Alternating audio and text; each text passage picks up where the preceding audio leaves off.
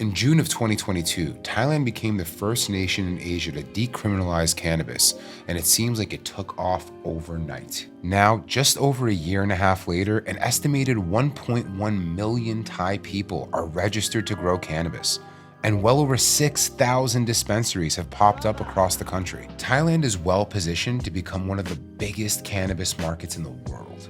On just about every street corner in Bangkok, you will find dispensaries or street vendors selling flower. And if you travel to some of the old farms, cannabis is growing everywhere, and I do mean everywhere. Cannabis has deep roots in the cultural and medicinal history of Thailand, dating back centuries. So legalization came as a welcome acknowledgement of that history on the global stage. But legalization and rapid growth didn't come without some growing pains.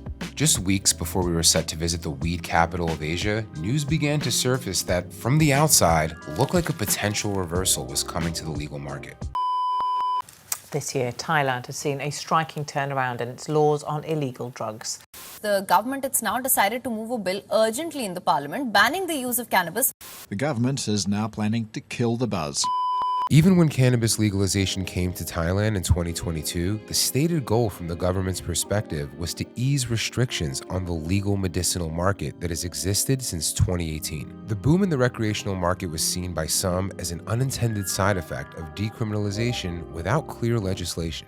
Locals expressed a lot of confusion about the existing laws around cannabis before we landed, and the strict anti-drug policies in Thailand are notorious. So we went in fully expecting these to be the final days of a flourishing market. What we found was a lot more complicated. My name is Josh Schmidt.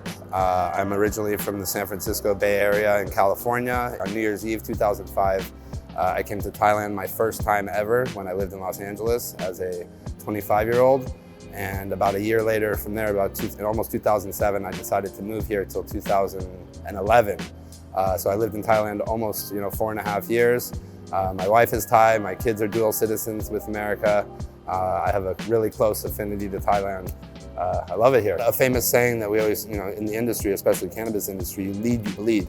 And I think a lot of people bled, especially putting a lot of money and time and whatnot into it, and then so many people opening, and it just, it's too much, I think. Don't get me wrong, there's beautiful stores people put a lot of money into, and those people that are in the right zoning or right areas, they should be able to do it, but I'm not a big fan of all these picnic tables that are popping up with flour that's sitting in the sun, degrading. Or the dispensaries really in red light districts, like right next to a go-go bar. You wouldn't really have a pharmacy or something that's healthy or holistic, like next to that kind of thing anywhere else. It's not really a good look. There's a couple things that I think need to get fixed, and at the end of the day, I just want Thailand to be recognized by the world. So I think there is a little a shift happening. I think it's for the most part for the positive, and hopefully everything will be a lot more regulated going forth. I don't think they're going to completely shut down the cannabis space in Thailand and whatnot. I think they're just going to go back to how we started in California, kind of have it medical from the beginning, let people recognize it for its medical aspects, and its, the stigma of the stoner kind of goes away. And Thailand is definitely going in the right direction, just time. That's all I can say is time.